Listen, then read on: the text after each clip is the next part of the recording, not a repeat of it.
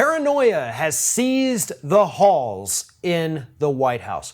A few weeks ago, it was revealed that White House personnel were searching the cell phones of White House staffers, trying to figure out who in the hell in the White House is leaking all of this information to the press, to intelligence agencies, and what have you.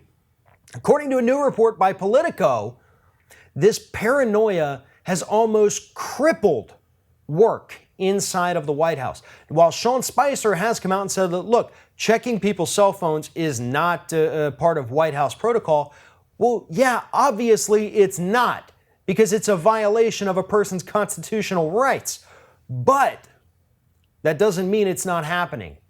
And Politico said that staffers at the White House are so paranoid right now that they won't even bring their cell phones into work with them anymore. And this paranoia, again, according to Politico, has created different factions within the White House. Different groups of paranoid people accusing the others of being the bad guys, to the point that work is coming to a standstill because everybody's afraid of being pointed out or being revealed or even misidentified as the leaker. Our government, because of Donald Trump and his paranoia and his ego and his narcissism, is grinding to a halt. Donald Trump is a very paranoid person.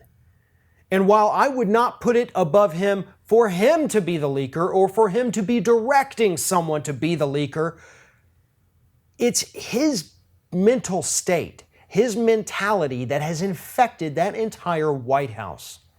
Now, we have seen paranoid presidents in the past.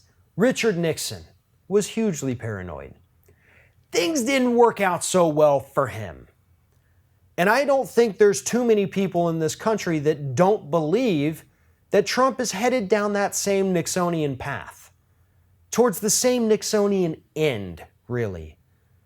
Because at this point, less than 2 months into Donald Trump's first term as president, things are falling apart. Nobody in his administration trusts one another. Nobody in his administration believes one another.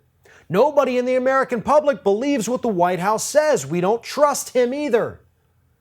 So when you have a White House that can't even get its staffers to trust one another, it can't get its staffers to trust their bosses, and their bosses to trust Donald Trump, how in the hell is the public supposed to have any faith in this institution anymore?